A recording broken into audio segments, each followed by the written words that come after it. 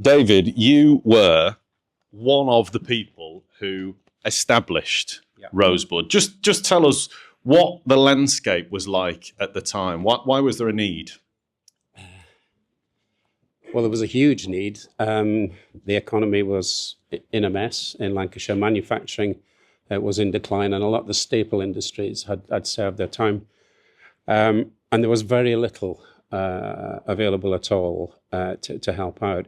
So I came up to, I'm feeling really old having watched these slides. I came up to the county about 38 years ago to help the council to set up Lancashire Enterprises Limited, LEL, described by the Telegraph and the Evening Post at the time as a county council's controversial jobs on the rates company. And we did amazing things. I mean, I think that company, and Rosebud, I'll come to Rosebud in a second, but that company, in terms of what it did, especially in the early years, was, I think, at least 3 decades ahead of its time. So we intervened when on major closures. Good example is Whitecross in Lancaster, which was closed in December of, I can't remember the actual year, 1,200 redundancies. We bought the entire site. We invested in a management buyout, which saved 600 of the jobs, half the jobs. And then the blockbuster was Leyland. The Leyland had again run its course. It was in a terrible state. The closure was announced of Leyland Truck and Bus in Leyland. Again, hundreds, thousands of jobs to go. We intervened, and believe it or not, we bought the whole shebang. That was the land, all the buildings, and both the businesses for £1. We paid £1 for Leyland.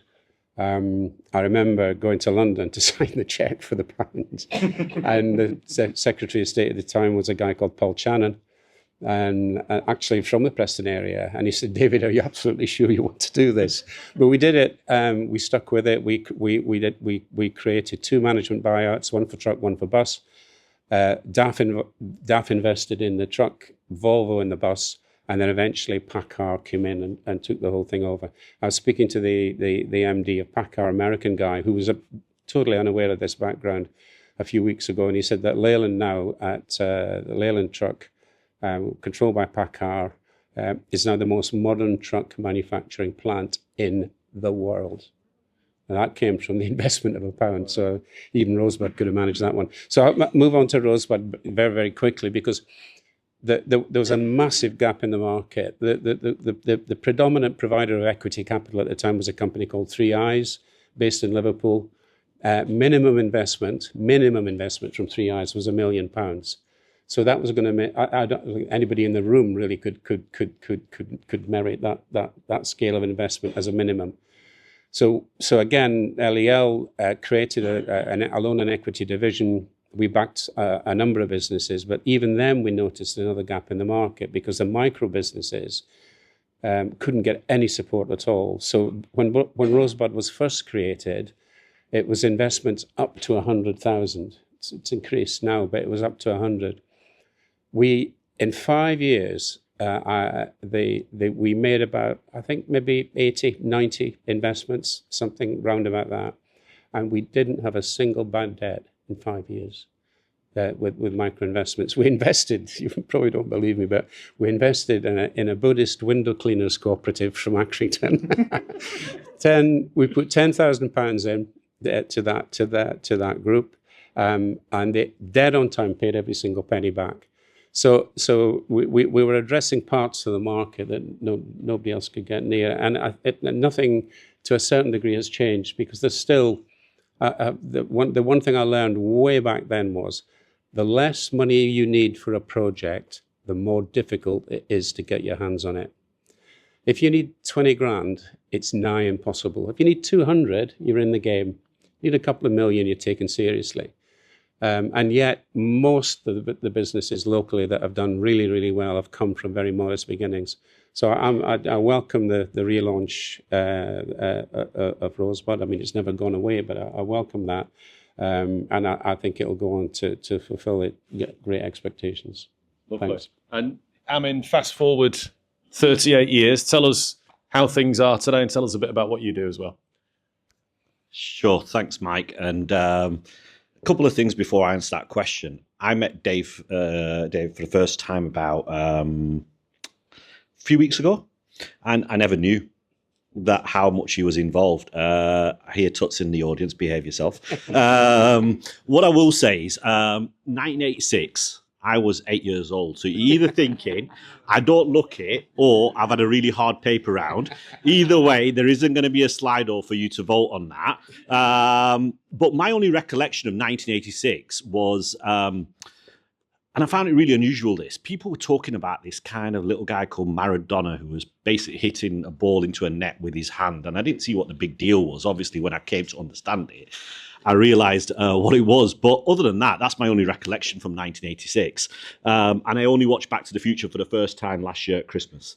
So I've already kind of painted a picture of myself there in front of you guys. But I think with regards to where we are today, so I've been involved with Rosebud for about 6 years. And it's really interesting because I'd heard about Rosebud before that, and I kind of knew its uniqueness, but never realized the history and the legacy. And I think having been in this role for 5 years, it's really interesting the amount of people I come across that have some way been touched by Rosebud, whether that's businesses being invested in or people that have been involved with that journey. And I guess what happened for us was we were going on a new journey with Rosebud where we were constantly looking at how we invent ourselves and make sure we keep relevant. Less than 12 months into that plan, COVID hit, and it changed the whole dynamics of lending, especially for businesses, because pretty much anyone and everyone got a loan through CBILS or Bounce Back. And we had to go through a period of very much consolidation and protecting the businesses that we were working with, because what we didn't know, we didn't know. And we had to make sure we did that. So in terms of being open for business, that was really not the case. When we started resuming again in 2022, we started investing, but kind of, I felt we were investing, but without a purpose and an identity. And the important thing here is Rosebud is not a fund which is multi-million. It's a relatively small fund. And in order to deploy a fund of that nature to generate the impact, not just for the businesses, but for us as a county council as well, is to make sure we have a purpose and an identity behind that. Otherwise, what's our direction? What do we stand for? And to intertwine that with economic growth. So I kind of kept bugging me for a long time. And I thought, no, I've got to do something here. So we started talking to people, as you do. And we kind of put some big research together, as you do.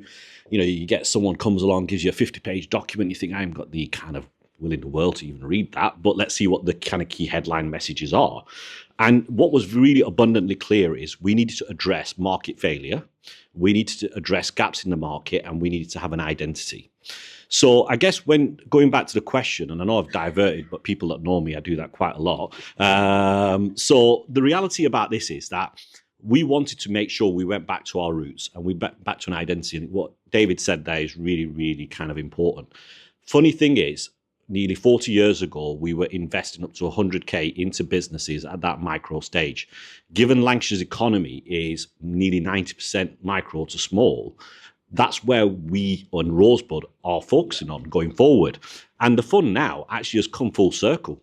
We're going up to 100K. We're invested in micro and small businesses. We're addressing market failure. The businesses that need the money in that range are usually entrepreneurs who are wearing multiple hats. You know, how do you navigate through this process? Who do you have to guide you along? What support can you access? So really, that's where we are here today. And today's the relaunch of the new Rosebud. And there's a lot of work that's been put into it. We've got a great team around us, and we're really excited about the future. Lovely. I think we've probably got about 5 minutes for questions. So again, if you've got a question, pop your hand up and then tell us who you are and what you do. Miranda. I'll give you an early one to start off. And please excuse me if this is too early to get you to say this. I think I know what you're going to say. Can you outline exactly the boxes that Rosebud can fund in? Science, Sure.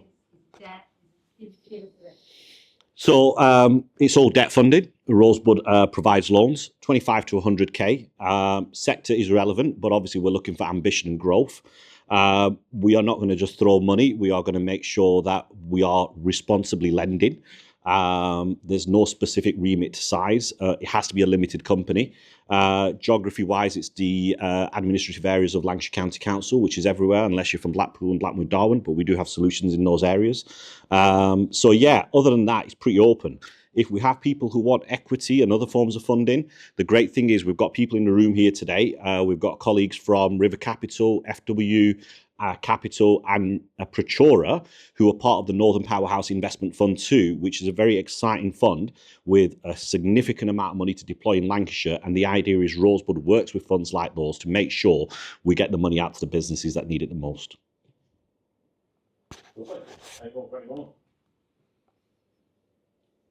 Yes. How will Rosebud work with the NPIF microloans?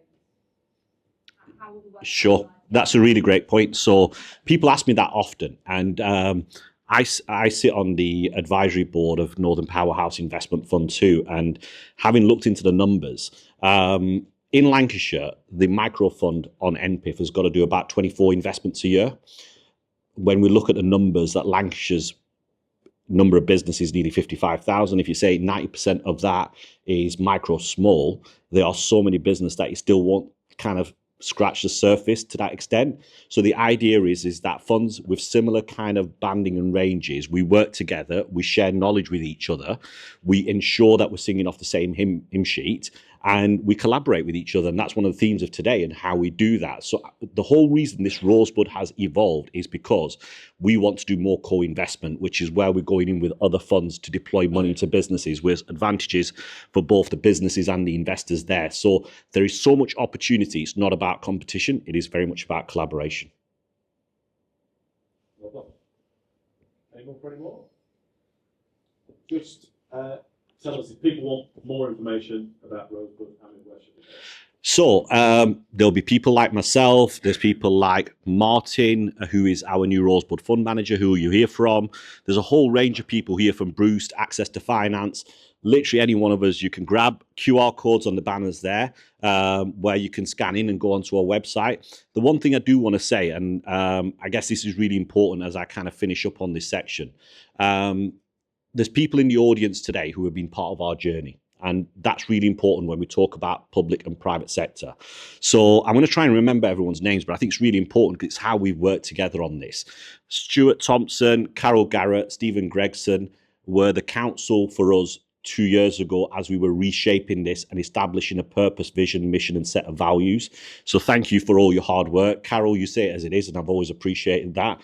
But yeah, you've always been great to work with, and you've been a part of this as well. We've not done this on our own. We've got people like Philip Hargreaves and Sean Williams in the audience who have provided technical expertise to us in terms of what we're doing. And there's a whole range of other people here in the room. And apologies if I haven't mentioned your name. I did write them down on one of my cue cards, but, you know, I've not decided to use them, so what was the point? But thank you to everyone who's been a part of this journey, and that should be the message coming out of today. We're open for business. We've got money to deploy. We've got funds elsewhere that can be deployed, and we want to work with people in this room and collaborate together to deliver on the ambition in Lancashire. Thank you. Vepari and David Taylor.